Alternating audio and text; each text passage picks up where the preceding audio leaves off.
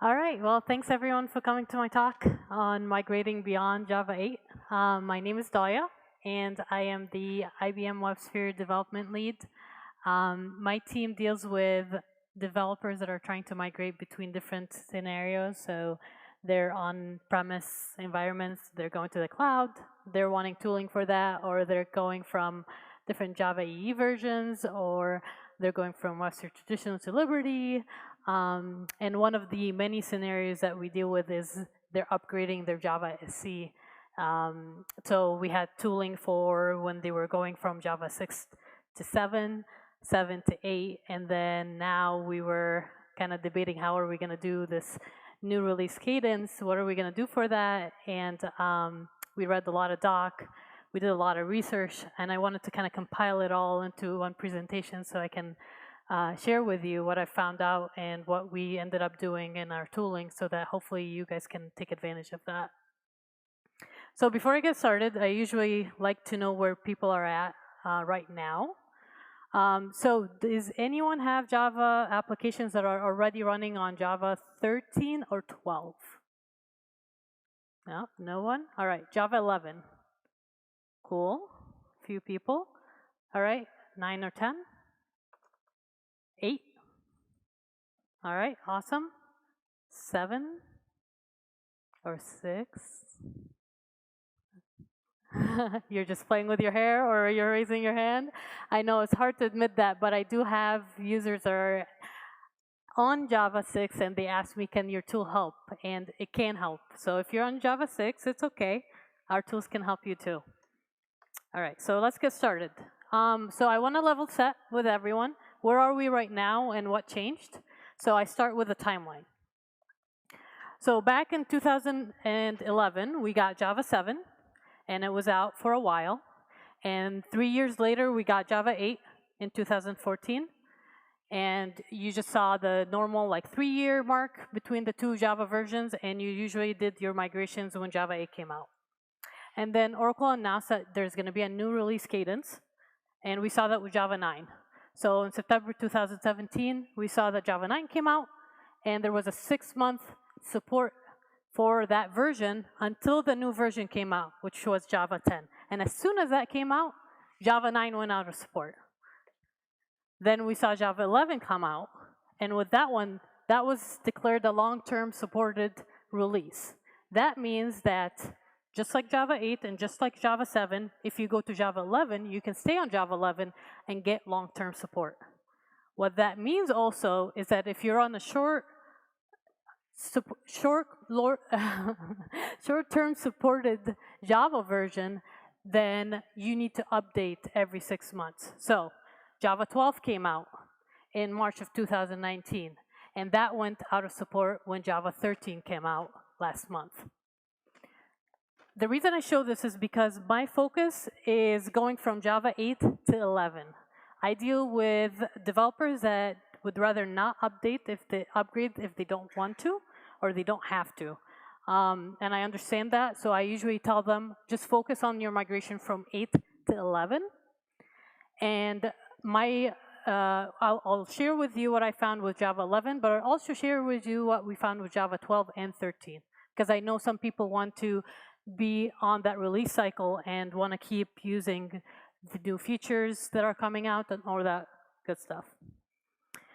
In the future, you'll see that Java 14 will be coming out, 15, 16, and then 17 will be designated the long-term supported release.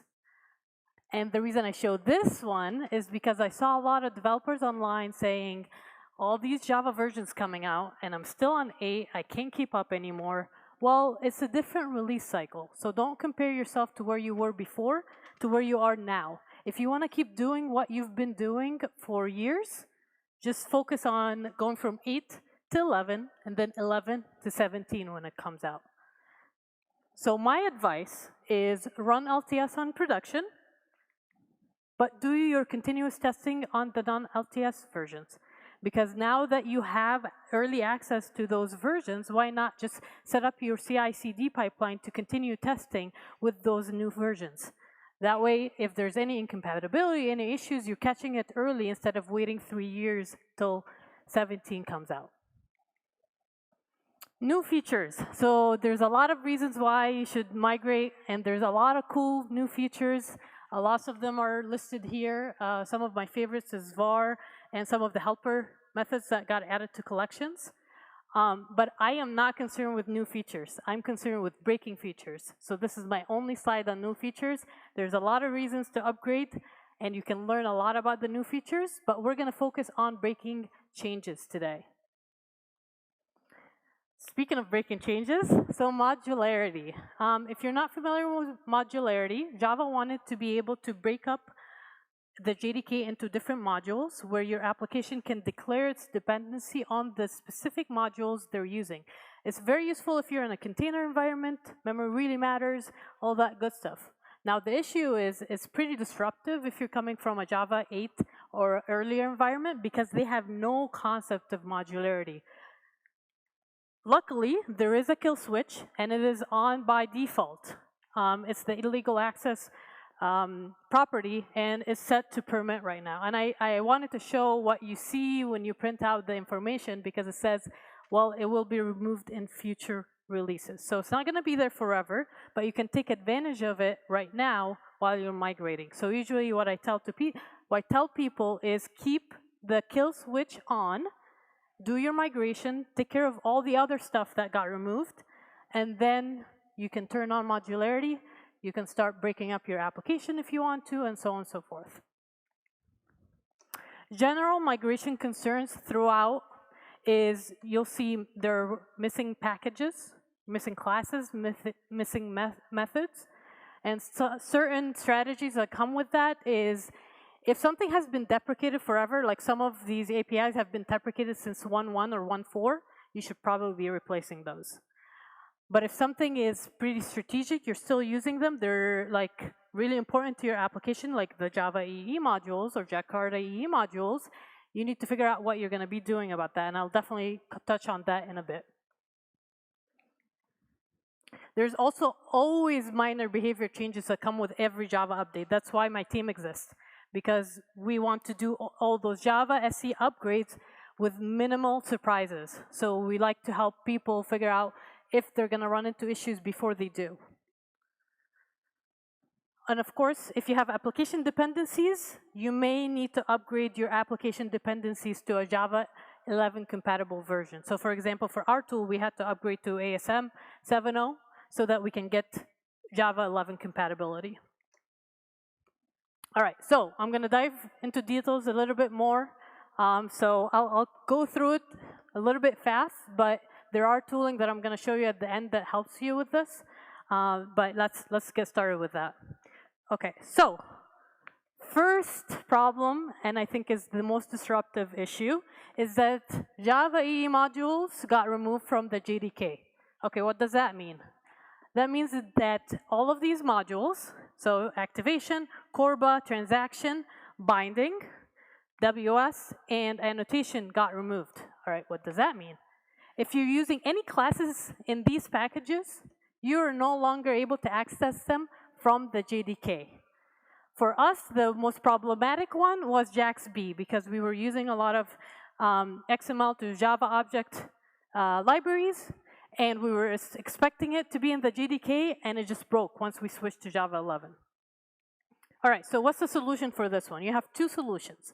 You either package those libraries inside your application, or you rely on your application server to provide them. So in OpenLiberty, what we ended up doing is we ended up providing those packages when you switch to Java 11. That way, it's the least disruptive route. So all you'll need to do is just update your server.xml to include those packages, and they're just provided. If you're not using an app server that can provide those libraries, then you'll need to update your builds so that you can pull in those packages. More classes that got removed. So we have some security classes that got removed here, and those were deprecated since 1.4. So in your environment, you might have seen this squiggly line with a warning on it, and you just ignored it and ignored it. And then you switch to Java 11, and now it's thread. That means you really need to do something about it. For this one, if you're using any of the Solaris classes that got removed, you simply just replace them with the Unix equivalent of that. So a lot of these start with Solaris, you replace them with Unix, and there's a lot of documentation about the things that got deprecated and Oracle always tells you what the replacements should be. Also, a lot of the AWT peer APIs got removed. So this is a common call that I found. You're calling a method that's returning an object of AWT peer package type. So what's going to happen is you're going to switch to Java 11. The return class is no longer there, so it's going to give you a red squiggly line. You just need to replace it with is displayable. You'll get the same functionality you were trying to do before. Some DOM classes got removed, and the codec JPEG package got removed as well. So if you're using that, use Java image IO. The internal binding classes got removed. If you really, really want to use them, you can remove the internal off of the package and package up the JAXB packages in your application. But of course, Oracle always tells you shouldn't be reusing internal APIs. Oh. All right. So methods that got removed. So we talked about classes, talked about packages. There were other methods that got removed. So in Security Manager, there was a lot of check access methods that got removed. So again, in your IDE, you would have seen a warning. All of a sudden, you can't call that method anymore. You call check permission instead. So any of those methods, if you're using any of them, you can substitute it with check permission. In the thread class, we saw that destroy got removed and the stop with argument got removed. If you're using stop with no argument, that got deprecated, so suspicious. It's probably going to be removed soon. And then in the runtime class, we got the get localized input and get localized output streams got removed, and the run finalizer zone exit method got removed from runtime and from system. I like to show this bug because it kind of gives you the spirit of the changes that came with Java. Finalizers are inherently problematic, and their use can lead to performance issues, deadlocks, hangs, and other problematic behavior. So there's a lot of things about how you're cleaning up your resources in your application that Java wanted to kind of discourage, and you should use kind of better methodologies when you're doing this. So use a variable if you're trying to control a thread instead of doing, calling stop or finalize, and so on and so forth. There's also the change listeners got removed from log manager. You can use the global log manager object and use the read configuration method instead. And for unpacker and packer methods, the change listener got removed. You can pull the progress objects instead. All right, so general technology removers that got removed, that went away. Java Web Start. So if you're using Java Web Start, this might be problematic for you. If you're on a desktop application, you can use JLink. But I know the Adopt OpenJDK community is trying to figure out what else they can provide help with. So definitely check that out and see what they can do for you. Java FX became its own separate product. So it's no longer in the JDK, but now it's its own separate product. So you just pull it out from the website or wherever you get your dependencies from. Oh, went the wrong way. All right, this way. Other removals. So a lot of the internal APIs got removed. So you no longer can access base64 encoder and decoder, for example. Add JDK exported got removed. You're probably not familiar with this annotation. It was around for a little bit and then went away. You can use the module system now. And NetDoc protocol handler got removed. So now you get the malform exception, URL exception if you call this. Some behavior changes. So for get annotation send methods, you're just getting a different exception when you have error scenarios. And for those cases, I feel like a lot of developers are not going to be impacted. But maybe if your catch is specific to the exception that you're throwing, you might be impacted. So this is a little bit not as likely to hit you.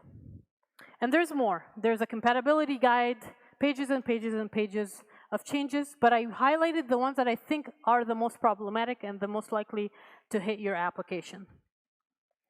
All right, so I said go to Java 11, but I also wanted to cover 12 and 13. So in 12, we saw that a lot of the finalize methods got removed. So in zip file, file input stream, file output stream, and so on and so forth. If you're using any of this, try with resources to clean up your resources, because it's a really nice, concise way to define your resources, and as soon as that try block is done executing, then your resources are already cleaned up, and it looks really nice when you're actually writing code. Security warning class got removed, and there were some behavior changes, like the user time zone system property now can return null when it used to return empty. So just be on the lookout for that, and load from XML is returning a different exception. And then I included a link to the migration guide here as well. 13 is a very small list. It was the trace instructions method got removed and trace method calls, and the AWT toolkit system property got removed as well. And I included a link here. All right, so I talked about what changed. So what are you supposed to do? Are you supposed to look for all these calls in your methods and in your applications and see what hits and what doesn't? No, that's why our team did all this research, so you don't have to do the same thing. So I wanted to cover some of the tooling we have and show it off. And I'm really excited about this one because it's an Eclipse plugin, and we're at the EclipseCon, so that's definitely awesome. So what this Eclipse plugin does is it scans your application source code, and it tells you if there are any migration issues in there. It's available on Marketplace, so you can definitely search for it and find it over there. And it's also available on our download site. If you're using Oxygen or higher, hopefully you are, then you're gonna see that available for you. So there's different scenarios that you can go from. So if you're still on 6, you can go to 11. It'll be a big jump, but if you're an 8, you can choose 11. You can choose 12. We still haven't done 13 quite yet, just because it came out and we're on a quarterly release cycle, but hopefully that'll be coming soon. And we do have multi-language support. So if you want to see the help files in German or French or so on and so forth, that's available for you within Eclipse. All right, so favorite part is the demo. So let's exit out of here and switch to Eclipse, if it happens. All right.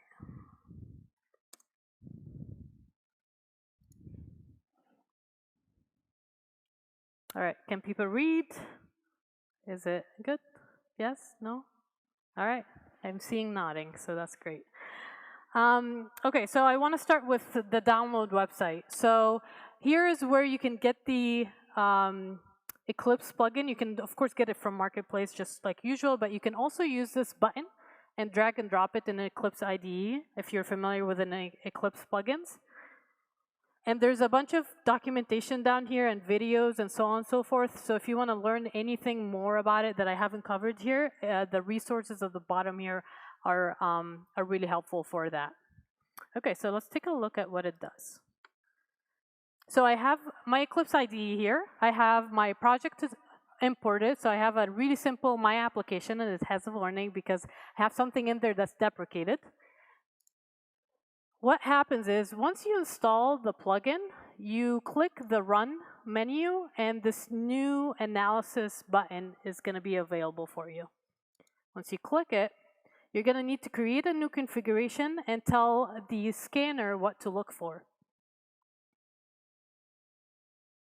So let's expand that a little bit more and name it something meaningful. So I'm going from Java 8 to Java 11. And then you choose which project that you want to scan. So I want to scan my application.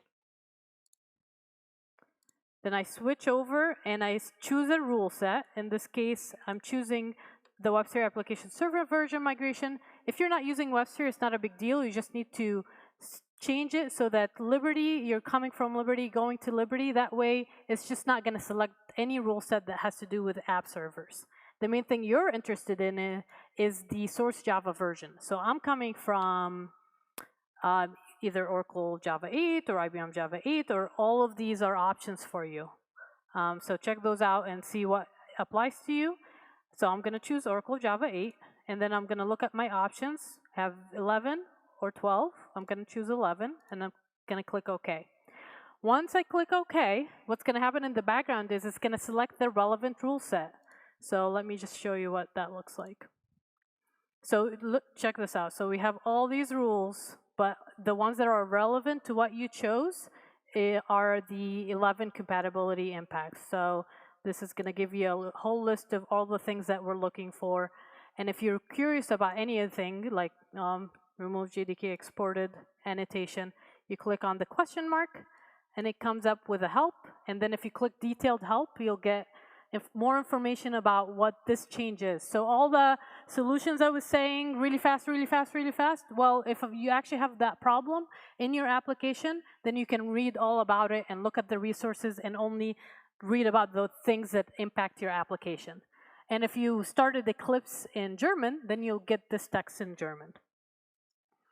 So I'm good. I don't need to know any more about the rules. I click Analyze. It's going to go off and analyze it. It'll depend on how big your application is. It can take several seconds. And it's launching. The file review is usually empty. And let's see. OK, so it got done. And let's take a look at what got produced.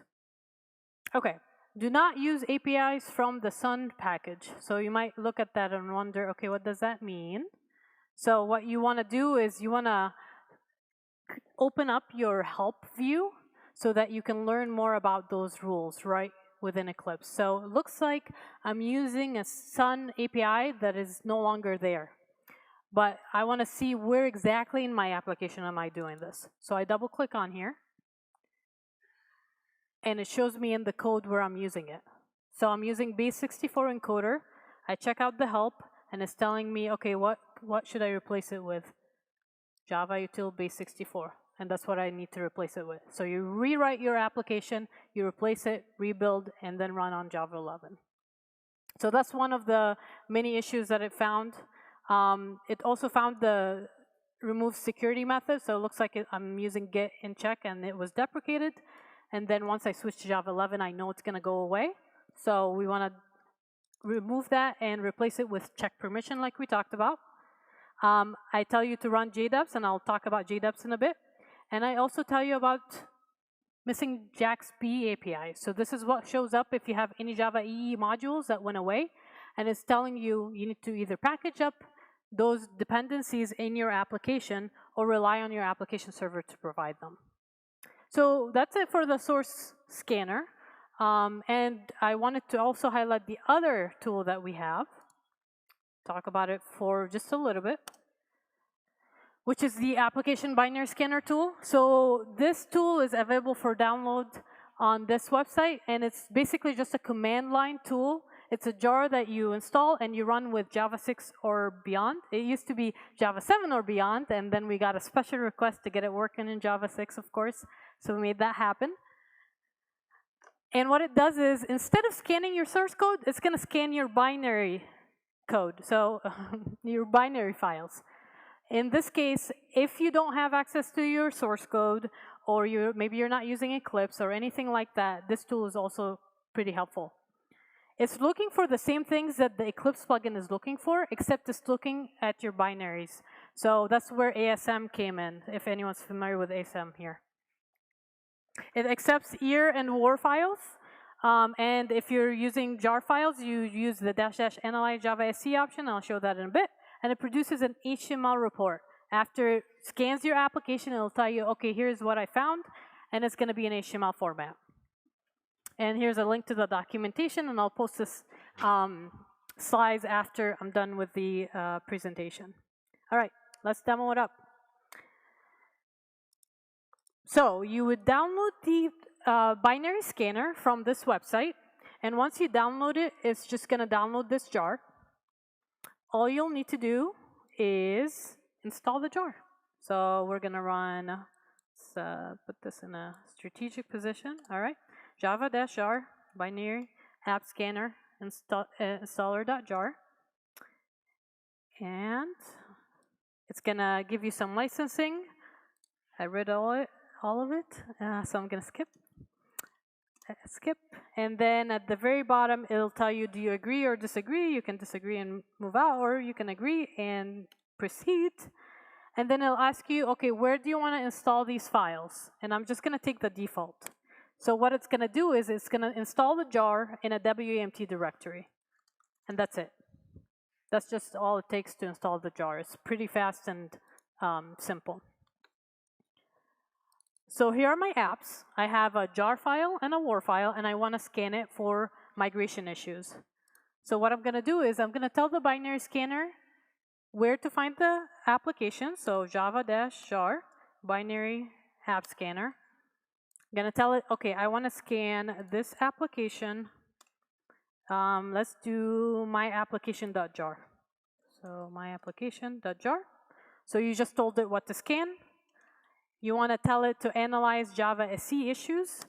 The reason why this is important is because we also scan for Java EE issues. We scan for traditional to Liberty issues. So you really want to tell it what to look for. And in your case, maybe you're just looking at 8 to 11 and nothing else. That's all you're interested in. So -- analyze Java SE. And then you're going to tell me where you're coming from. So the available values is IBM 6, 7, 8, or Oracle 6, 7, 8, 9. I don't know. I don't think we removed 9 and 10. We just accept 11 because we didn't want to keep adding more values in here. So I'm going to say I'm coming from Oracle 8.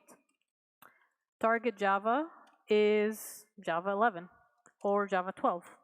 I'm going to do Java 11 for now, and that's it. You've told it where to find the app. We've told it where you're coming from or where you're going to. Just really quick before we switch to the report. If you look and see what messages got printed out, we, by default, exclude any third-party APIs because you can't do anything about it.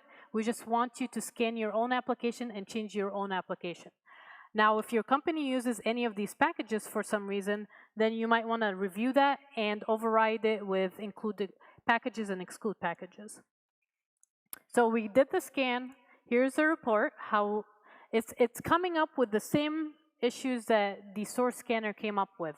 It's going to tell you where it's coming from, where you're going to, scan options, and it'll tell you what the problem is. So you'll have 3 categories: severe, warning, informational. And if you go to severe, you'll see the same problem that I highlighted in the Eclipse plugin. So it's pretty much the same thing, but in a binary scanning form. All right. So that's the binary scanner. All right, so what's GDubs? So if you're not familiar with GDubs, GDubs is a tool that's shipped in the JDK.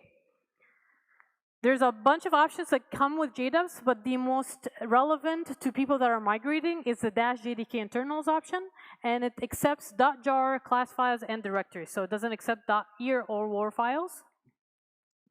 We will recommend that you run GDubs if you have any internal APIs in your application. The reason we did that is because when I scanned my application using GDubs, I couldn't find certain things that the binary scanner would have found, like removed methods or Java EE modules that were removed.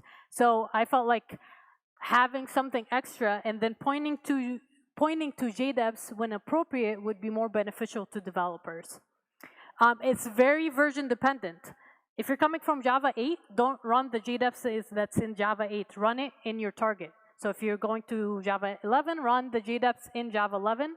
And if you're going to Java 13, same. Run the GDubs in Java 13 because it knows about its own versioning information.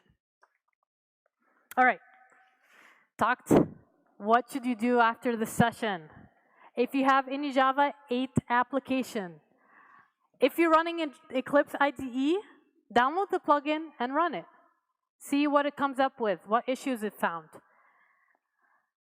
If you're not running in Eclipse or you want to just scan your binary files, then run the binary scanner. Run it against your tools.